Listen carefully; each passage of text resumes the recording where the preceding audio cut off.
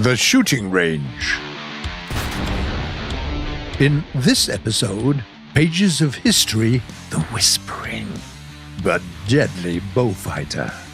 Challenge and strategy, shooting missiles down, and metal beasts, the dangerous AMX-32. But first, a small announcement. The next episode of The Shooting Range will be released a bit earlier.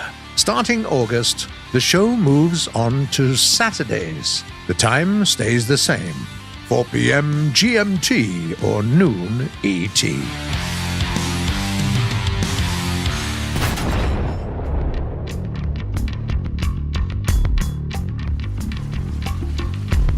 Today, we'll be talking about the AMX-32 MBT, located on the BR 9.3 of the French tech tree. This is a deeply modernized version of the time-tested AMX-30 designed specifically for export purposes. The vehicle combines all the features of the Western MBTs, a powerful rapid-fire weapon, well-piercing APF-SDS rounds, and good mobility. The vehicle is armed with a 120mm dual-plane stabilized gun that elevates from -8 to +20 degrees. Paired with it, there is a 20mm autocannon. The turret is fitted with an anti-aircraft machine gun and smoke launchers. The tank's front is protected by spaced armor. The crew arrangement is classic. The driver is at the front, next to the fuel tank, while the other crew members are in the turret. The engine and the transmission are at the rear of the tank. The ammo is divided into two large groups, one in the hull next to the driver, and the other one in the rear part of the turret. There are two types of ammunition available: a Heat FS round with penetration rate of 480mm from any distance, and an APF-SDS round piercing almost 390mm from half a kilometer away. Both projectiles are great against enemy tanks, but we recommend using the latter one as your primary choice. The later MBTs have good protection against high explosive rounds, plus the APF-SDS round has significantly better ballistics. Don't forget to use the 20mm autocannon that's paired with the main weapon. It packs enough punch to fight the enemy's light-armored machines like AA-Tech and IFVs. Thanks to its excellent elevation angles, it can effectively repel enemy aircraft, and in close combat, it can break an enemy's barrel, disarming them for a while. Another advantage of the AMX-32 is it has a thermal sight, which can detect the enemy even in daylight, unlike the simple NVDs. The tank has enough mobility to keep up with its allies, but not enough to be the first to occupy strategic positions. As for the weak points of the tank, it is the armor. The designers did their best to improve the vehicle's protection with spaced armor, but still don't rely on it too much. Of course, you'll be fine facing small caliber cannons and machine guns, but any shot from an opponent's main weapon can send you right to the hangar.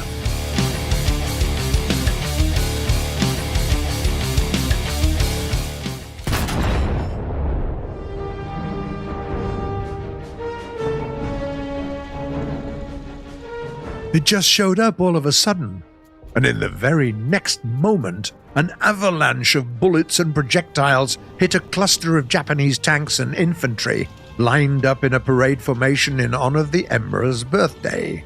A two-engine bullfighter rushed over the main square of Burmese Myitkyina like a black shadow, and the ominous whisper of its engines couldn't silence the screams of panicking Japanese soldiers. Noiselessness. This unusual property of the best British multipurpose combat aircraft was at first overlooked even by the British pilots themselves. Only after the bullfighters destroyed several German ships and the captured Kriegsmarine sailors who stated during interrogation that they didn't hear the roar of the approaching plane until the last moment. They started thinking about it. And indeed, where did the noiselessness come from? Turned out, it was because of the amazing Bristol Hercules engines.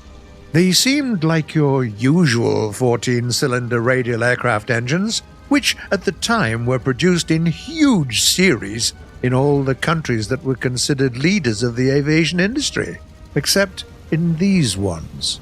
The gas flow control system had a sleeve valve design instead of the usual poppet valve one. Take a look at the Italian BA-65's engine, for example. See these numerous sorts of tubes going to the cylinder heads? These are the poppet valves that make the most of the noise. When the exhaust valve is opened, the hot exhaust gases burst out with such a rumble that it can be compared to a cannon shot. It's like taking a muffler off a car and driving down the main street, except that there are 14 cylinders in an aircraft engine instead of 4, and the volume of each one is like half a bucket instead of a pint. In takeoff mode, such an engine can not only deafen, but even confuse a person standing nearby. Moreover, the metal poppet valves themselves strike their also metal valve seats at the moment of closing with such a noise that they can muffle even the hellish cannonade from the exhaust pipes. But the sleeve valve mechanism of the Bristol Hercules engine had no colliding metal parts at all. In addition, the system had a much higher efficiency than a poppet valve one, and the extra power could be used to implement an insane, unthinkable luxury for a combat aircraft: mufflers. That's why one could barely hear a Beaufighter flying in the sky, only from a couple of kilometers away, and only if the weather was calm enough. And you might ask, okay, that sounds cool and all, but if the British were using such great quiet engines, why didn't they develop something like that in other countries? And the answer is, many have tried, but nobody has succeeded. A sleeve valve gas flow control system is incredibly difficult to produce, doesn't last long, and requires very fine tuning.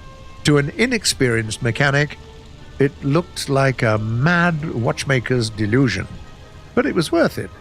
Only one needed to reduce the thrust just a little bit, and the Beaufighter turned into a whispering shadow, which the enemy could only detect at the very last moment. And then there was no time left either for tanks to hide in bushes, or for anti-aircraft vehicles to ready their weapons, or for ships to begin an evasion maneuver to avoid a torpedo. The already multi-purpose aircraft turned out to have yet another role to play, slowly and quietly. And now you know why.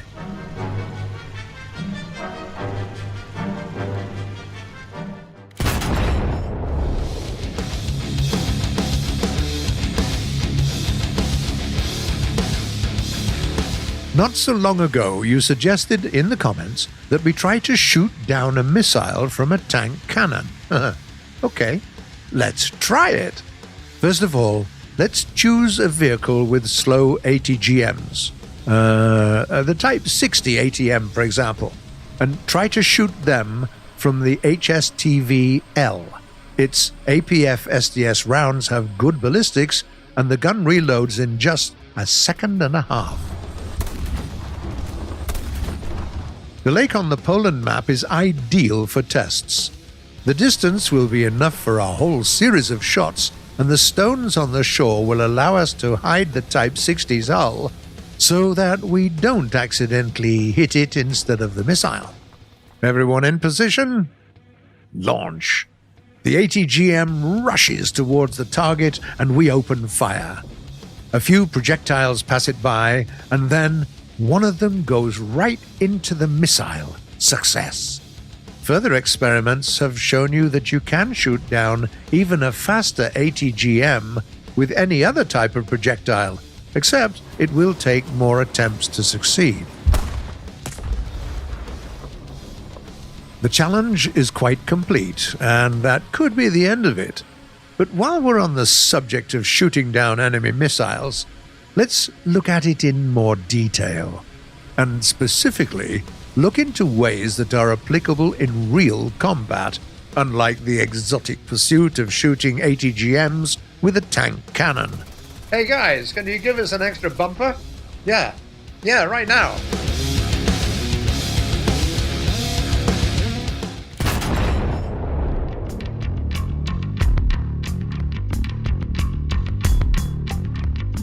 With the release of the update Starfighters, the top anti-aircraft vehicles became able to detect, lock onto, and track missiles with their radar. This makes it possible to shield yourself and your allies from the enemy's ATGMs to a noticeable extent. Let's remind you that your radar is very conveniently controlled via the multifunction menu that you can access by pressing the Y button on your PC or by pressing the left stick on a console gamepad. And if you want to bind separate buttons, they can be found in Controls, Ground Vehicles, Weaponry. Now let's go into battle. Having appeared on an anti-aircraft vehicle, thoroughly search the sky. Maybe some lurking helicopter pilot has already fired a missile. Then you can lock onto it with the radar and fire your guns at the lead marker. After they waste a few ATGMs in vain, the enemy pilot will abandon you and switch to other targets. But you don't need to switch just yet. Keep shooting down their missiles, even if they're meant for someone else. Your allies will be grateful for the cover, and the enemy helicopter will soon have to retreat for reload. Now, if the sky is clear, there's no point in standing still. Calmly move along with the main forces of your team, staying behind in the second line and restraining yourself from getting too far ahead. Your task here is to support your teammates. After all, the radar can see not only aviation, but also any other ATGMs, including ground-based ones. Therefore, you can shoot them down as well. For example, many IFVs can hit a tank in the frontal area only with missiles, and you can bring a tangible benefit to the team by depriving them of this weapon. Okay, the challenge is complete.